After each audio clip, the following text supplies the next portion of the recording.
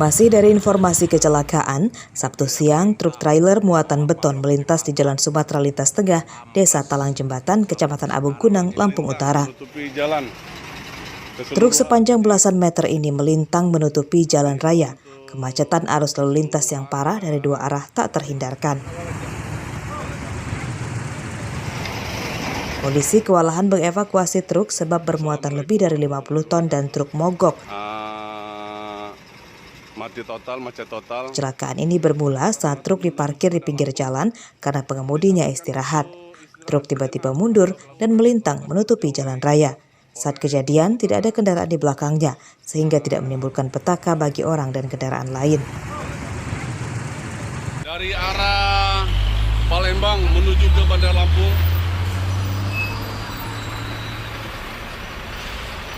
Sebaliknya yang dari arah Bandar Lampung menuju ke Palembang, yang tadi mengalami hambatan, terjadi laka lantas untuk trailer yang mengakibatkan kemacetan, melintang. Saat ini sudah bisa dilalui kembali. Kemacetan kendaraan dari dua arah di jalan ini mencapai belasan kilometer. Kemacetan terurai setelah truk trailer ditarik alat berat. Ardi Yohaba melaporkan dari Lampung Utara.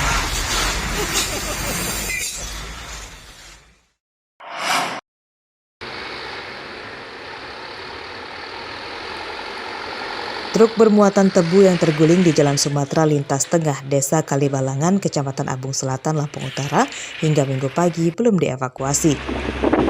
Kecelakaan tidak menyebabkan kemacetan arus lalu lintas yang parah karena tebu tumpah ke pinggir jalan.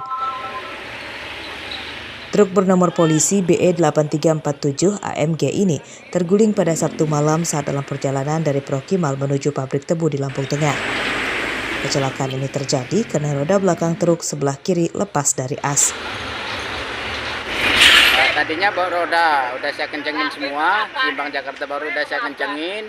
Nah, tiba-tiba sampai sini giol-giol itu saya langsung berhenti ya udah langsung kebalik. Lepas berarti itunya Pak ya?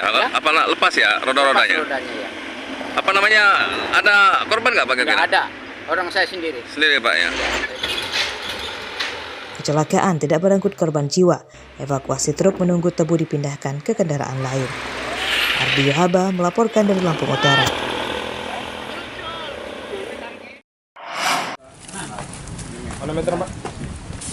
Sambungan listrik dua warga bertetangga di Kelurahan Uwaikandis, Kecamatan Tanjung Senang, Bandar Lampung, terkena razia petugas PLN atau P2TL. Kedua warga itu adalah Jumanto dan Subur Rahmat.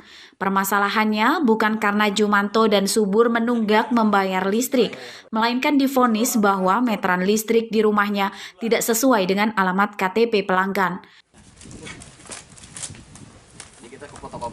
Saat ditemui pada Minggu siang di rumahnya, Jumanto dan Subur mengatakan sangat keberatan atas pemutusan listrik di rumahnya sebab menurutnya ini bukan kesalahannya.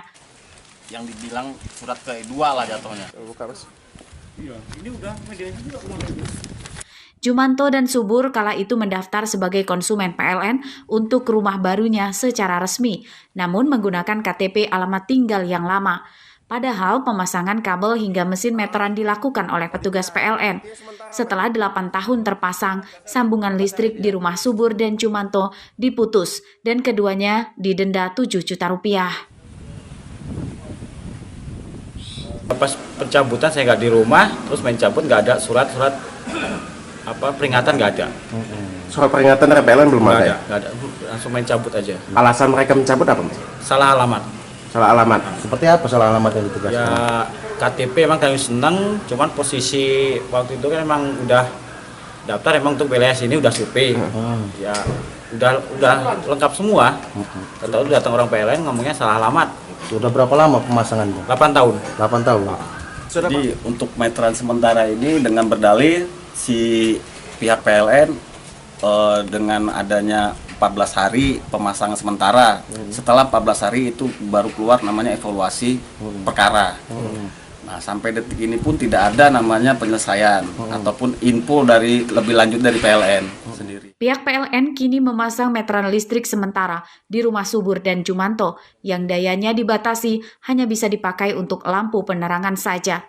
Sambungan listrik keduanya dijanjikan pihak PLN normal lagi setelah melunasi denda.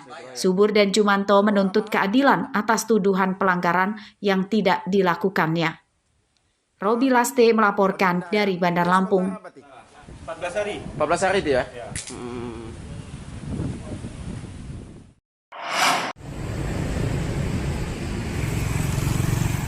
Pemkot Bandar Lampung membentuk tim khusus untuk menyelidiki kasus tidak cairnya tabungan pensiunan guru SD di Koperasi Betik Gawi milik Dinas Pendidikan Bandar Lampung.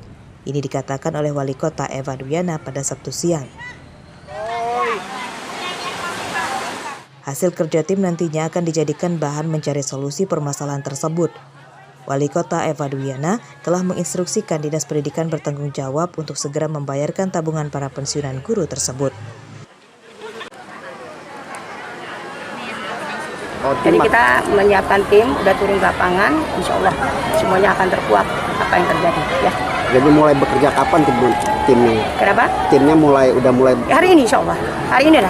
Kemarin kan saya panggil Dinas Pendidikan, ya Bunda paham sebenarnya, karena itu mereka kepala-kepala sekolah ini punya sendiri. Ya mereka memang sudah lama, tapi memang ininya dari pendidikan. Nah kita lihat nanti seperti apa.